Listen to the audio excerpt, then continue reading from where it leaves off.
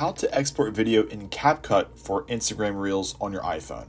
So it's real easy to do. So what you have to do is make sure you have your video that you want to export, obviously. So go find your Capcut app and then go ahead and choose a project that you want to do this with. So I'm just going to pick the first one here. And make sure you have the clip selected so you have different options so you can edit the actual video itself.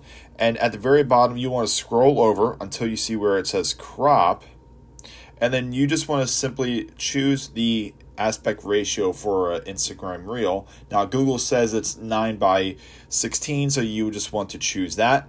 You could choose different ones and you see it change. So you just want to make sure that you choose the 9:16 aspect ratio and then hit the check mark at the top right hand corner and then go ahead and export the video and it will export it, and this will be the correct size for your Instagram Reels. And that's it. That's how you would go about exporting videos in CapCut for your Instagram Reels.